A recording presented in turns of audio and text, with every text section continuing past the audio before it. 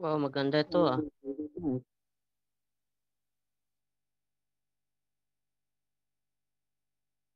So for our first discussions on righteousness by faith, ito yung preliminary discussions mga kapatid para matingnan natin kung saan tayo ngayon sa kaalaman natin sa righteousness by faith. So ito po yung ating subject. Nakikita nyo na dyan mga kapatid. Yes, Doc.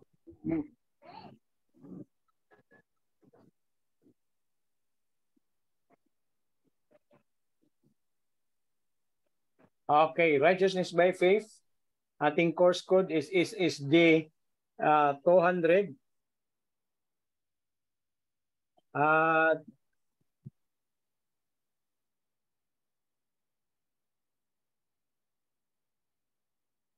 Ang unit nito mga kapatid, ang credit natin ito sa one unit lang ito, no? 1 unit. Kasi pang colloquium lang ito no? Sinama natin dito. Ang length of study natin is 18 hours. Ang classroom lecture natin ay 6 hours. Ang coursework natin ay 12 hours. Pag sinabing coursework, ito po ang ating home readings, study, and other activities outside the classroom. Okay. Bakit kailangan natin ng 12 hours? Dahil 18 hours po yung length ng ating pag-aaral. Kasi ang 1 unit is equivalent to 18 sessions. Okay. Ang 3 units equivalent to 54 hours or 54 credit hours. Ang course description natin ay ito. Mag-change lang ako ng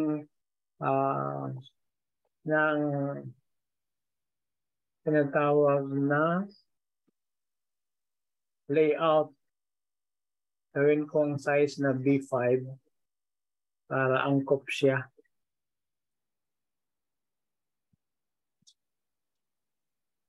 B5.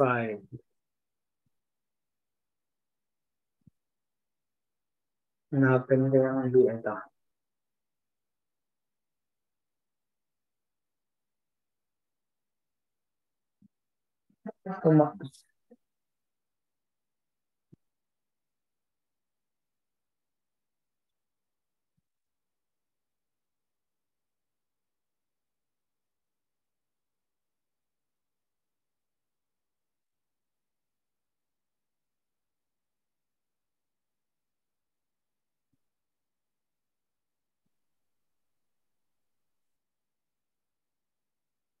Okay.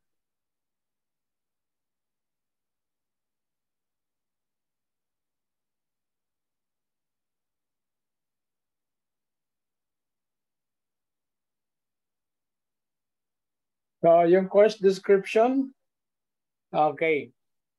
The course Righteousness by Faith is an in-depth biblical and theological exploration of how can one attain perfect righteousness as taught in the Word of God and as compared to the teachings of men on the subject.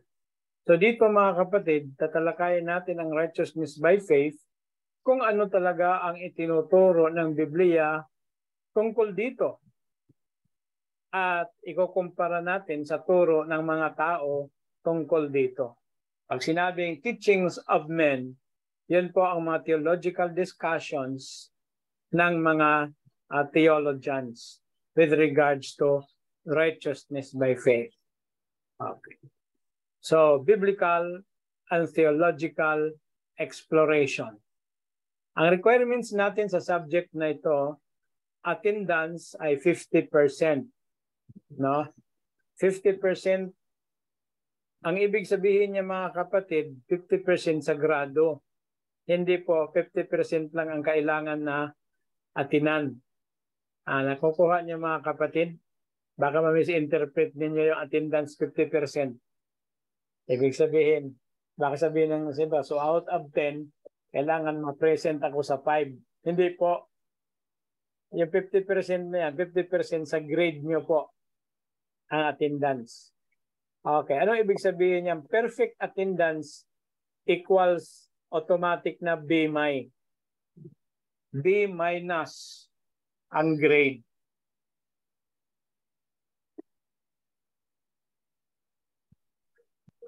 Are you following me?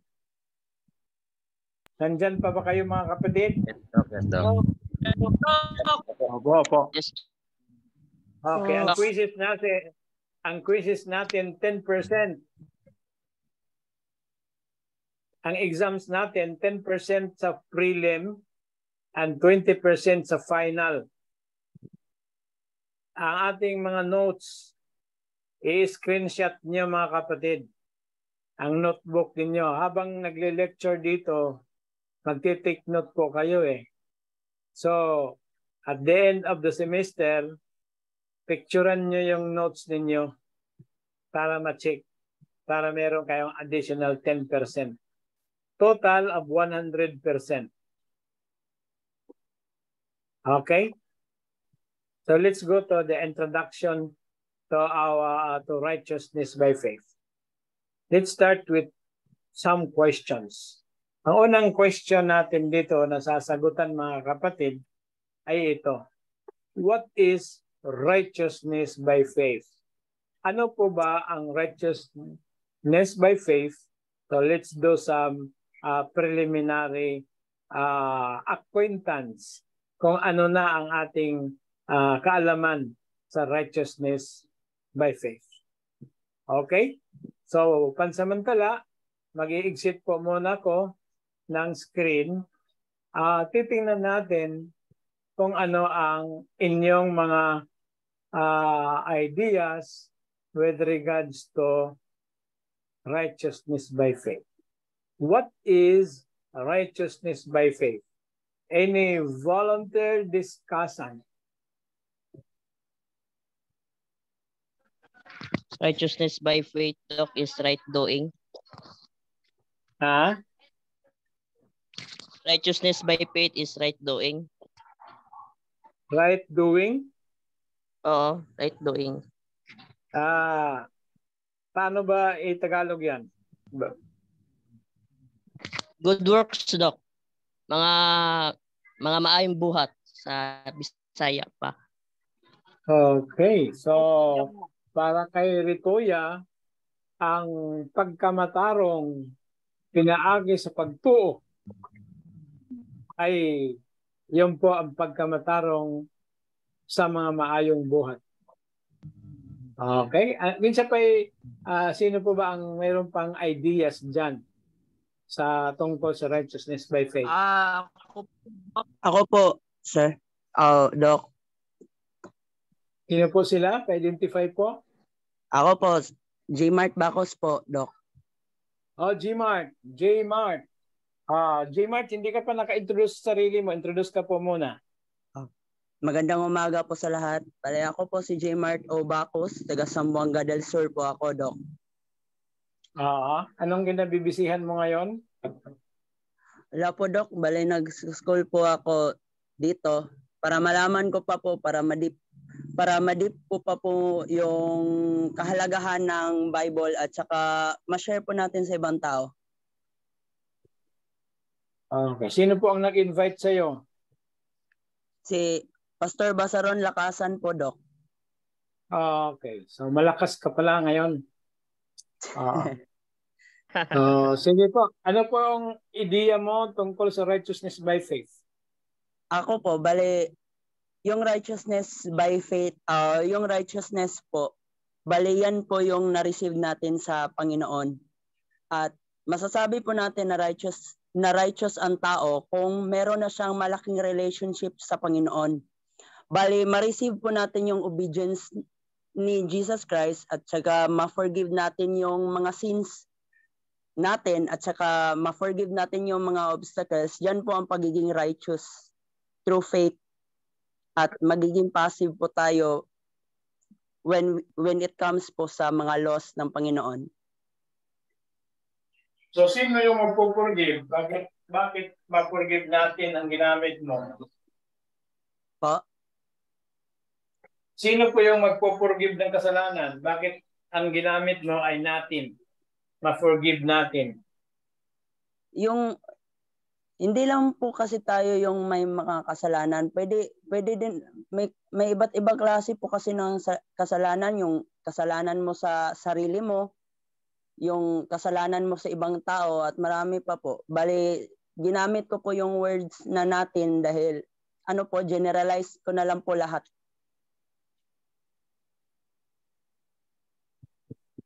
Okay, so magandang ideya din yan, ano? Okay, sino pa bang mayroong ideya dyan? Christopher. Christopher from ano nga yung lugar mo, Brother Chris? Apo. Ano nga ba yung lugar mo?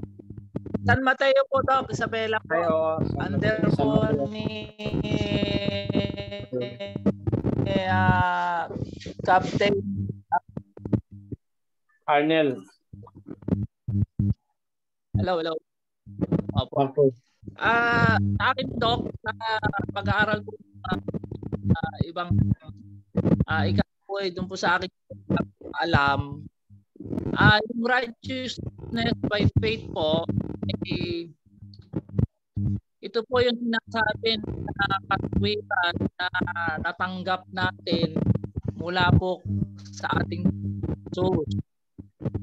Iba yung righteous. So, righteous lang po talaga ay ang ating Panginoon ng kanyang katwiran. By faith, we believe na kung isusuot kung righteousness, yung tinatawag na wrap of righteousness, so, ay nakakabili po tayo doon po sa tinatawag na righteous. Dahil nga po yung katwiran na ibigkaloob sa atin po na justify yung kasalanan na patawad ay napapabilang po tayo sa mga righteous. Kaya by faith na yung katwiran ni Kristo, naniwala ka na sinanampalataya mo po sa ating pananampalataya at ating mga kasalanan na napatawad ay ito po yung tinatawag na righteousness by faith. Yun po yung pagkakaalam. Kaya malinaw po dyan na yung salvation by work ay hindi po applicable kasi yung pong work na sinasabi o doon sa sinasabi po nilang salvation ay hindi po credited ang work, yung pong ginawa lang na katwiran Kristo para sa atin. Kaya po tinawag na righteousness by faith.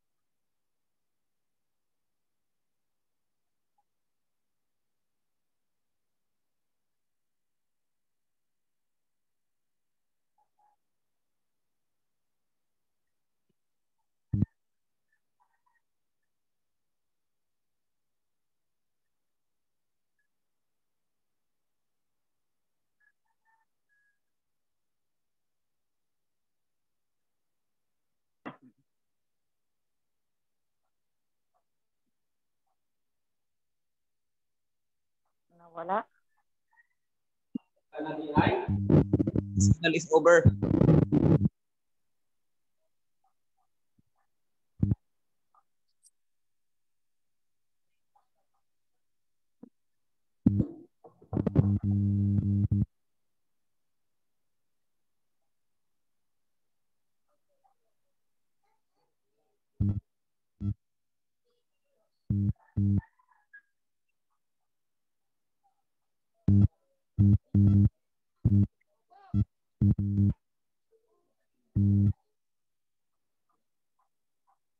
Hello?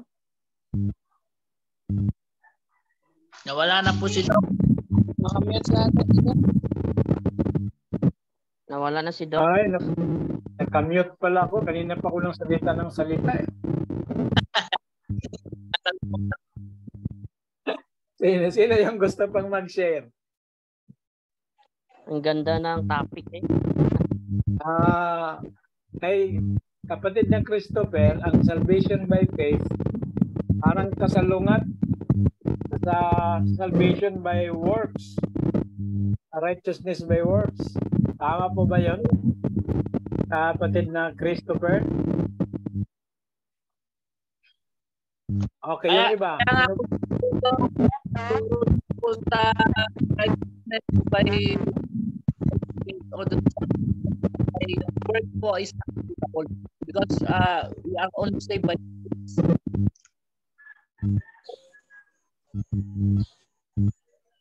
Masarap ito. So later magkakaroon tayo ng simulation debate. Papatunayan ni kapatid na Christopher ang itinuturo ng Biblia ay righteousness by faith.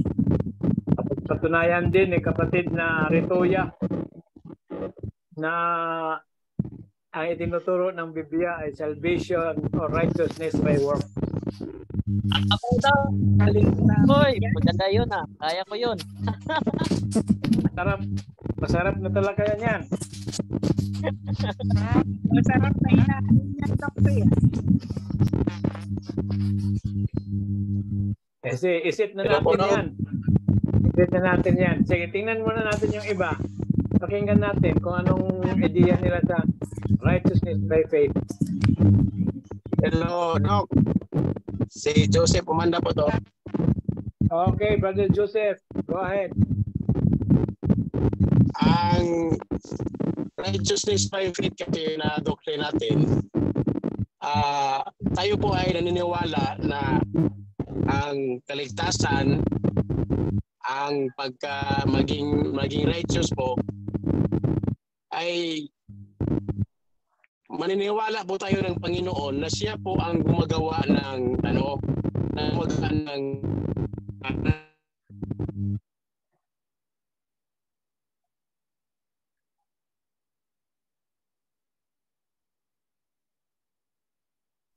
Nawala ka, Brother Joseph. Wala si Brother Joseph. Okay, so dagdagan na lang natin next time, mga kapatid. Okay, so napakaganda kasi malapit na yung time.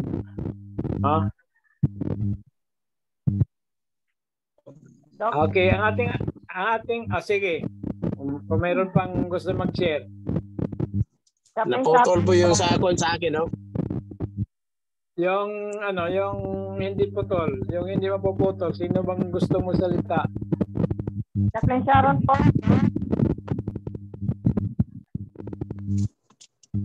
Okay, Ma'am Sharon. Ma'am Sharon, go ahead. The righteousness by faith. Ito po ay ang pag-aring ganap sa atin ng ating Panginoon dahil sa tayo tumugon sa kalooban niya na walang pag-alinlangan. Na lubos pananampalataya. Mula nang nakilala natin si Kristo at nagkaroon tayo ng malalim na ugnayan sa Kanya, tumugon upang tamtin ang Kanyang kalooban at gumagawa ng pananampalataya. Ito ay ang buhay na pananampalataya na nais makita ng ating Panginoong Diyos at ang tanging nating pangako na buhay na walang hanggan. Kaya naroon po tayo tumutugo na may pag-ibig dahil nakita natin ang Diyos ay lubos na Diyos ng pag-ibig at may pangako ng buhay. Okay, maraming salamat. Napakaganda po ng punto. Meron ba bang gustong mag-share? Ako po, Dok. Sino po? Seryoso mayo po. Hindi marinig. Honor sa mayo na to. Wait kaya. Malayo siguro ikaw sa microphone.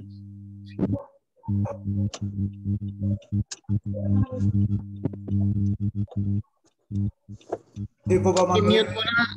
Ma'am Sharon, paki-mute po kay Ma'am Sharon. Sharon. Okay, Ma'am Sharon, paki-mute yung sa iyo para makapasok yung isa. Sige, Brother Joseph. Hello po, Doc. Okay. Go ahead. Ang sa akin pong natutunan po, yung righteousness by faith po, ay naniniwala po tayo na wala po tayong magawa sa ating sarili. Dahil po sa Romans chapter 3 verse 23, tayo po ang lahat ay nagkasala at nawalan po tayo sa glory po ng Diyos. So dahil po doon wala po talaga tayong magawa. Kaya nga ang anak po pinadala ng Ama para po na magligtas po sa atin. Siya po ang gumagawa na kabutihan, siya po ang nagawa na maisalba po tayo galing po sa pagiging makasalanan po natin. So, tayo po ay maniwala lang sa Kanya na siya po ang gumagawa at siya po ang talaga ang nagligtas. Siya po ang may karapatan po na kunin po tayo galing sa pagiging makasalanan natin, doon po papunta sa righteousness po sa Kanya. Ang ibig sabihin po ng righteousness po ay ang atin po yung pagiging pagiging obedient po sa divine law. Yun po ang sa Merriam Dictionary, yung righteousness. Ang kahulugan po ng righteousness ay obedient po yan ka sa divine law. Pero ang gumagawa po yan dahil ang Panginoon po. Kaya po maniniwala po tayo na kaya po tayong iligtas galing po sa pagiging sinful po natin ngadto po sa righteousness. Yung obedience po sa law, siya po ang gumagawa. Kaya maniniwala po tayo sa Kanya na siya po talaga ang tagapagligtas. 100% buong-buo po tayo na maniwala sa Kanya.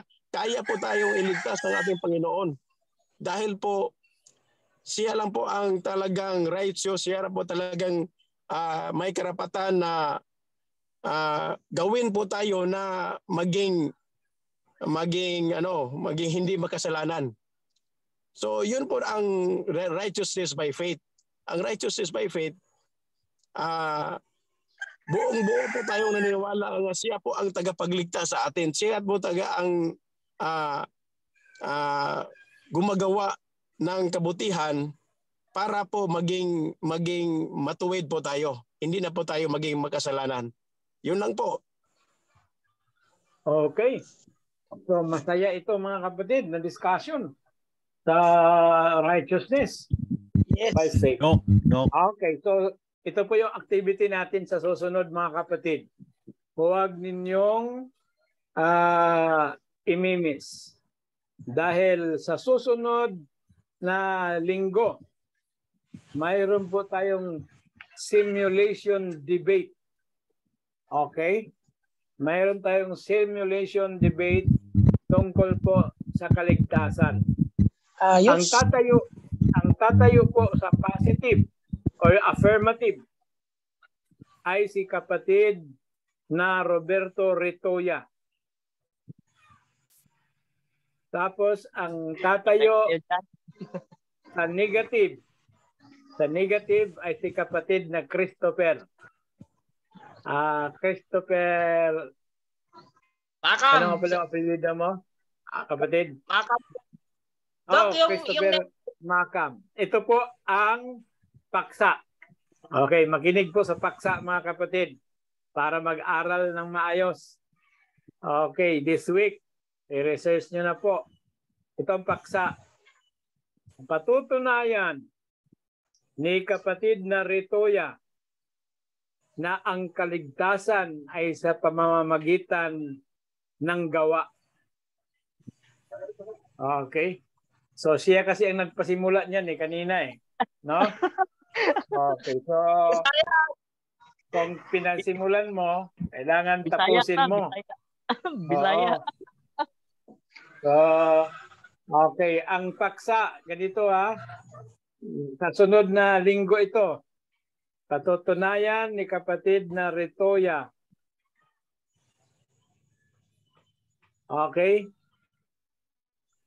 Na ang kaligtasan ay sa pamamagitan ng gawa.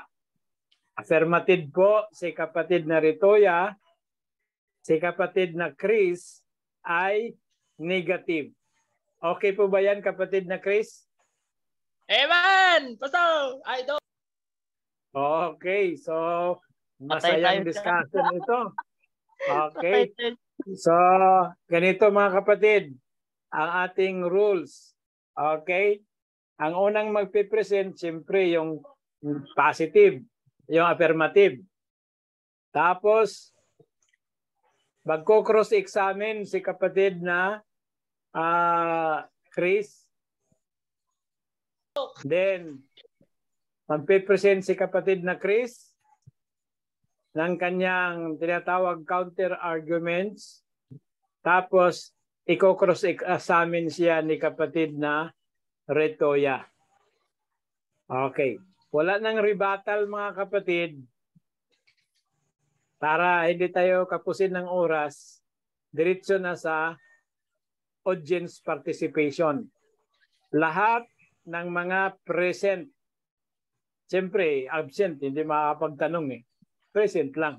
No? Patay tayo. Lahat ng mga present ay pwedeng magbato ng mga tanong kahit kanino. Unang tanong. Kahit kanino. O ibig sabihin, pwede kang magtanong kay kapatid na Ritoya, pwede rin po kayong magtanong kay kapatid na Chris. Okay, ang tanong mga kapatid ay 3 lang bawat isa. Okay? Isang tanong, pangalawang tanong, at final follow-up na tanong. Okay? So, naintindihan niyo mga kapatid? So, pag-igihan ninyo ang inyong mga pag-aaral this week.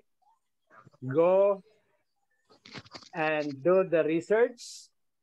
At ang ating assignment for this week mga kapatid, for our coursework, ay basahin nyo ang Steps to Christ, page 1.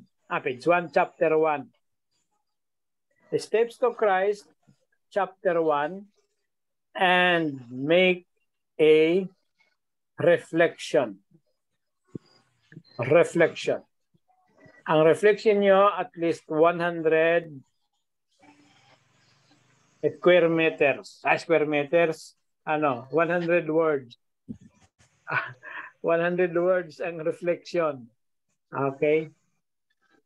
And, okay, malinaw po ba mga kapatid? No. Let's have a break. Let's have a break for 2 to 3 minutes.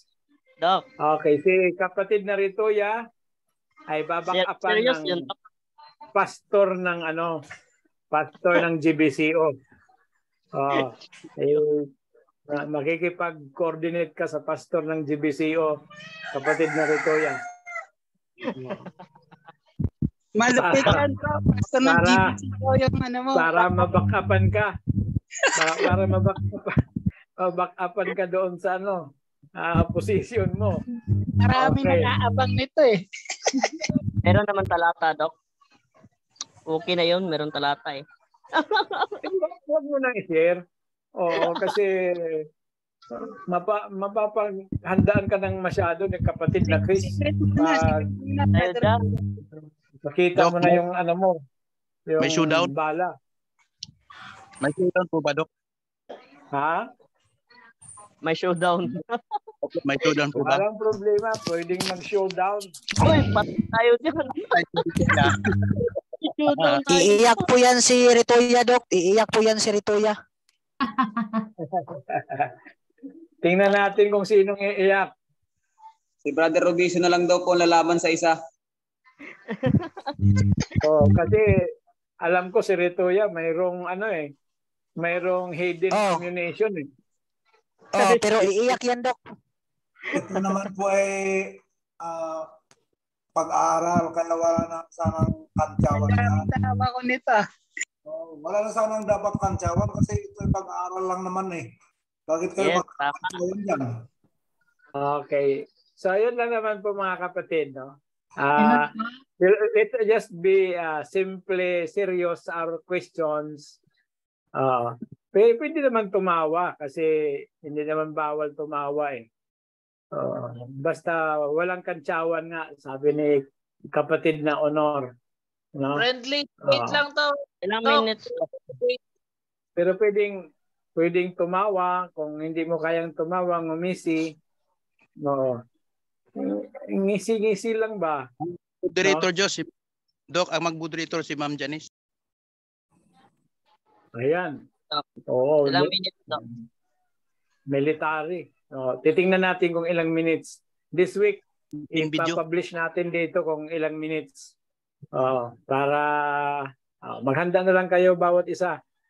No? Doc, ano pong tema, yung pinaka-tema ng pag-uusapan nila? Ang paksa ay ganito, patutunayan ng GBCO, si Ritoya. Si Ritoya ay bagong membro ito ng General Baptist Church Original. So,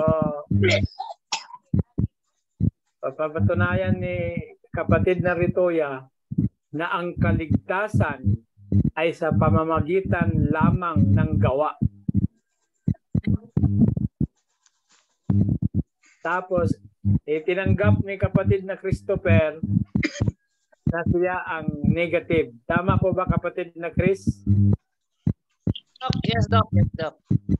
Tanggap talaga, tanggap. Doc, Sige. dapat specific, Doc. Sa pamamagitan ng gawa, ng tao, baka kasi yung ipoprove niya gawa ng Diyos din eh. Huwag mo nang dagdagan yung kapatid, no? Huwag mo nang dagdagan kasi iyon na napag-usapan eh. Alam, may clue na ako. Okay. So, doon na lang kayo sa kung kayo, meron naman kayong time sa audience participation, doon na kayo bumanat sa audience participation. Tinanggap na po yung pinirmahan na yung paksa eh. Ano? Okay. So tuloy na yon kasi napirmahan na. Pirmado na eh. Pirmado na. Pirmado na eh. Huwag na niyong i-revise ang paksa, kapatid. Sa sunod na naman, kung kayo na po, gawa kayo ng magandang paksa kasi ngayon ay salvation pa lang naman. Sa sunod ay tungkol na naman sa sa Sabat. Paghanda-handa po kayo kasi apologetics ito mga kapatid, no? Okay, ibigay na natin ang panahon. Let's have a 2-minute break bago ibigay natin kay Doc Arnel. Doc, excuse me po. Hello, Doc. Yes po, ma'am. Saan po isend itong reflection? Ang reflection po ay sa akin po yan, subject ko po. Direct to your PM na? Huwag niyong mga kapatid, no? No need to put it in document. Pwedeng sa na lang, direct message to me. Kasi kukopyahin ko lang naman yan, ipipaste ko sa aking Word para mabasa ko. Okay po. Thank you po. Okay. Steps to Christ, chapter 1.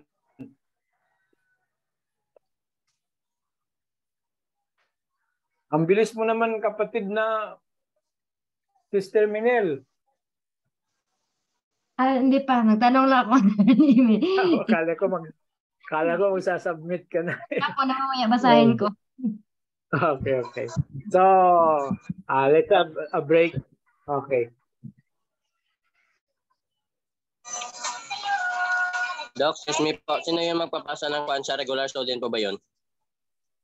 Ha? Oo, Yung regular sa student Step to Christ. lang. Hindi kasama ang graduate.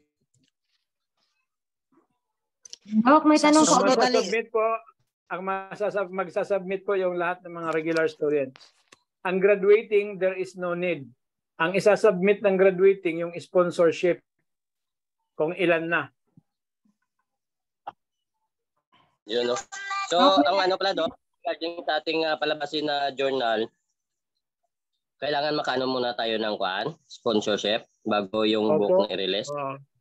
Sponsorship po muna kasi yun ang magdidetermine kung ilan ang sponsorship po muna kasi yun magdidetermine kung ilan ang ating ipapaprint. Hello, Doc. May tanong ulit ako pala kasi naghang yung laptop ko. Hindi ko narinig lahat yung sa orientation ba. Every Sunday pa rin yung klase po? Every Sunday, 7 a.m. to 7 p.m. Okay po. Kung Thank you. sakaling mayroong emergencies, you just access the class by video. Kasi ang klase naman po natin ay recorded sa video. Recorded po. Doc, pag sakaling may emergency at hindi kayo makapresent, you access the video recording ng ating klase. Kanino po, Doc? Saan po po? I-access niya ang video recording. Sa ngayon po, busy si Sir Nards. Siguro si kapatid na Edwin Rolyo po ang magiging source ng video.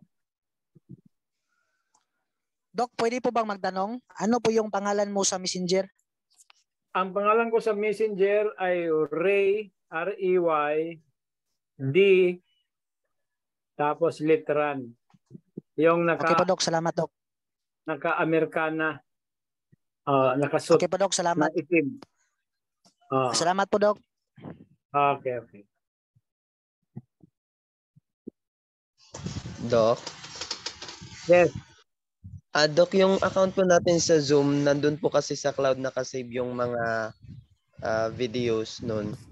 I think hindi ko ma-access yung yung mga videos, recorded videos. I'll try na i-troubleshoot ko po mamaya. If ever. Update ko. Pero kung hindi, never mind na lang kasi let go na lang natin yun. Meron tayong bagong Zoom na binili. Doon talaga sa Zoom US. Okay. So, yung talaga, bagong Zoom na hindi Pilipino. Kasi yung Pinoy, mga retailers yun eh. Retailers. Noted, Doc. Noted po. Doc. Hello po, Doc. Yes. Di ba may may official YouTube account po ba tayo? Or kasi yung ngayon, wala po. Yung wala ibang po tayong YouTube official. Gagawa pa lang ng YouTube official account. Kung mayroon mang YouTube dyan, hindi yan sa official natin, kundi may-ari yan ng ibang estudyante natin. Kasi like halimbawa ngayon, maghingi naman sa ibang tao na naman yung recorded na video natin, like sino naman yun? Nakalimutan ko yun. Yung ating recorded video sa atin lang talaga yon. Hindi yun na-access ng ibang pag hindi ka estudyante, hindi ka makaka-access. Kasi sa'yo ko na lang hilingin, Doc, pag na-miss ko yung klase. Kahit nga ako, hindi ako maka-access eh. Oo. Sige po, pero Doc. bibigyan ka ng access ng ng ating okay. May ang tawag kasi diyan ma'am ay PPV. PPV. Pay per view. Add na naman, tapos pag-add ng sa, like, add friends sa Facebook, kung walang mutual friends, matagal makita ba? Matagal mag-reply? Kasi nasa Oo out nga, oo. message. So, ikaw na lang ang hahanapin. Oo. Para mas mabilis. Sa'yo na lang po, Doc, no?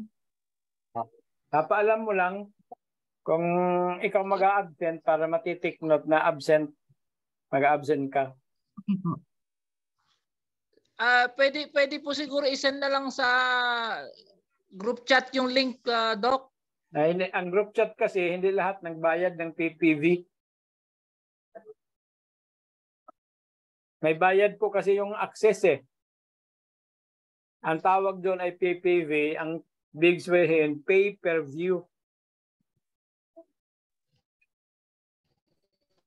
Pwede, Doc, yung suggest ko lang po, pwede po sigurong meron yung isang tao na pwedeng kontakin na lang doon na tapos doon po magsesend yung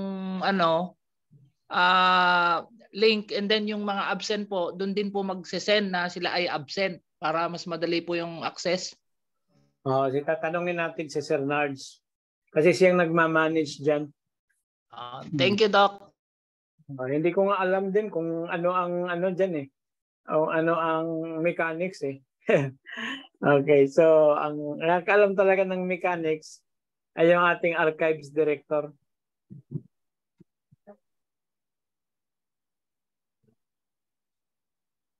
Doc, hello Doc. Yes. Pwede mo yan ilagay doon sa sa website, tapos may doon, may isang icon doon na kung kung i-browse nila yon, talagang babayad sila ng 650. Pwede. Kasi this week mga kapatid, we are going to have our own website. Meron na tayong website. Inaayos na lang. At binayaran po natin yan ng parang 5,000 yata yung naggumawa ng website. So, anytime this week mga kapatid, i-up natin yung website natin. Lahat ng mga needs ninyo, hanapin na lang nyo doon sa website. For example, ito po yung topic na na-miss nyo. So, i-click nyo na lang. Tapos pag-click ninyo, may mag-a-appear na tinatawag na parang may pop-up yan eh. Pop-up. Tapos, sasabihin na, okay, hindi ko alam. Basta may pop-up yan. So, doon ka na makaka-access sa tinatawag nating video. Doc, hello Doc.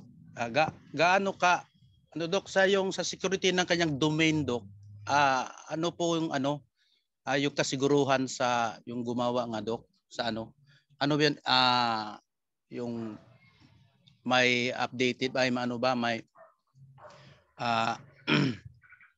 katagal, Doc, mga how many years siguro ang security sa sa ating website? Yung ating website ay 1 year lang itong kontrata eh. I-renew lang every year.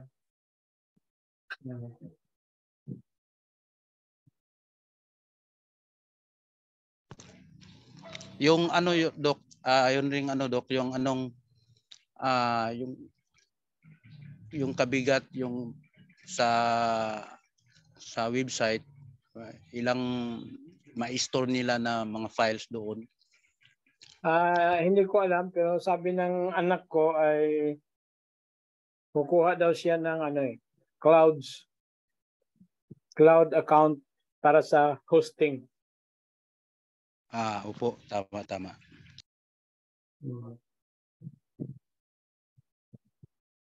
Sige po, Ka Arnel, andyan ka na po ba? Yes po. Attention po kay Ma'am May. Paki-add naman po as co-host another account ko para po makapasok ng slide. Thank you, Ma'am May.